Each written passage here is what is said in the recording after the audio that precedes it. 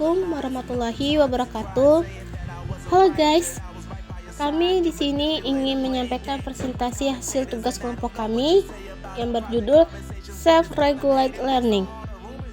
Sebelum memasuki materi, saya di sini ingin memperkenalkan anggota-anggota kami, yaitu ada Priscilla Oktarani, Rani Zulaika Lubis, Rizka Syafitri Simanung Khalid,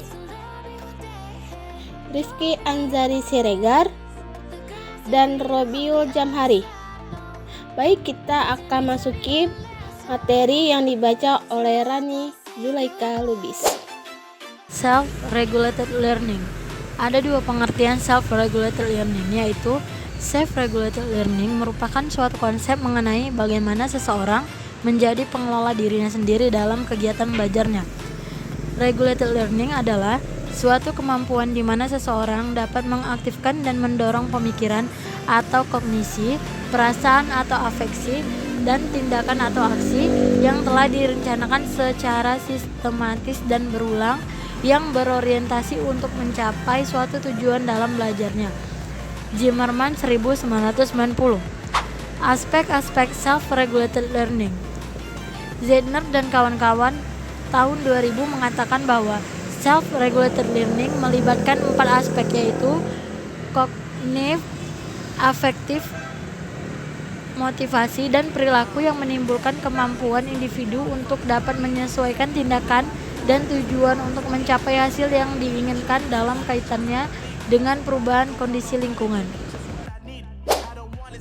Menurut Zimmerman, pada tahun 1989, self-regulated learning meliputi 3 aspek, yaitu metakognisi, motivasi, dan perilaku. Adapun uraiannya adalah sebagai berikut. 1. Metakognisi. Apa sih itu metakognisi? Metakognisi itu adalah kemampuan individu dalam merencanakan, mengorganisasi atau mengatur, menginstruksikan diri, memonitor, dan melakukan evaluasi dalam aktivitas belajar. Aspek metakognisi dalam self-regulated learning mengacu pada proses pembuatan keputusan yang mengatur pemilihan dan penggunaan berbagai jenis pengetahuan. Juga ada motivasi. Apa sih itu motivasi? Motivasi itu adalah merupakan fungsi dari kebutuhan dasar untuk mengontrol dan berkaitan dengan perasaan, kompetensi yang dimiliki setiap individu. Menurut Zimmerman pada tahun 1989, motivasi merupakan pendorong atau drive yang ada pada individu dalam mengorganisir aktivitas belajarnya. Ada juga perilaku. Apa sih itu perilaku? Perilaku itu merupakan upaya individu yang mengatur diri, menyeleksi, dan memanfaatkan lingkungan maupun menciptakan lingkungan yang mendukung aktivitas belajar. Komponen perilaku yang mengacu pada perilaku nyata yang muncul dalam interaksinya dengan lingkungan dalam rangka mencapai tujuan aktivitas belajar. Faktor-faktor yang mempengaruhi self-regulated learning. Zimmerman atau 1990 menjelaskan faktor-faktor yang mempengaruhi self-regulated learning sebagai berikut.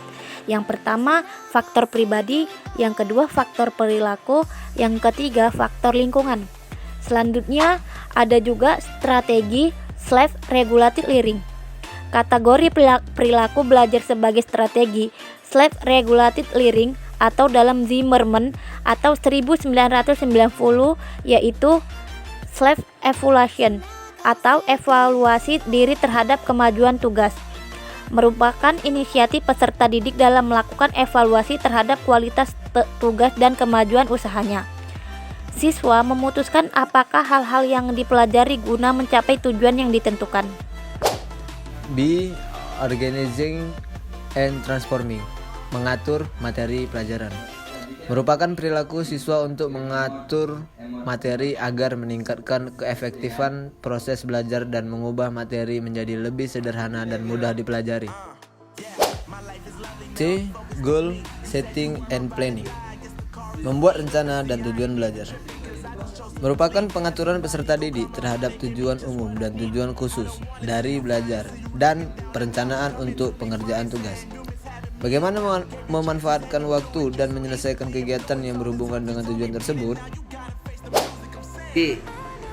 Seeking information atau mencari informasi. Merupakan inisiatif siswa untuk berusaha mencari informasi di luar sumber-sumber sosial ketika mengerjakan tugas ataupun ketika mempelajari suatu materi pelajaran. E. Keeping records and monitoring atau mencatat hal yang penting. Merupakan pencatatan hal-hal penting yang berhubungan dengan topik yang dipelajari, lalu menyimpan hasil tes, tugas maupun catatan yang telah dikerjakan. F. Environmental structuring atau mengatur lingkungan. Merupakan usaha siswa untuk memilih dan mengatur aspek lingkungan fisik dengan cara tertentu sehingga membantu mereka untuk belajar dengan lebih baik. G. Self consequences atau konsekuensi diri setelah mengerjakan tugas.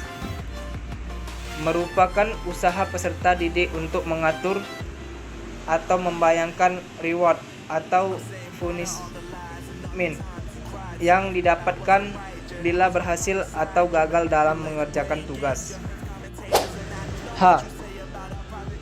Rehearsing and memorizing atau mengulang dan mengingat.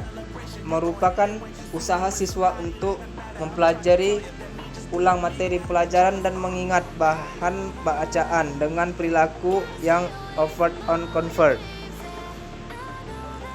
I. Seeking social assistance atau mencari bantuan sosial. Merupakan usaha siswa untuk meminta bantuan teman sebaya atau seek per assistance. Meminta bantuan guru, seek teacher assistance. Dengan bertanya kepada guru menyelesaikan tugas dengan baik. J.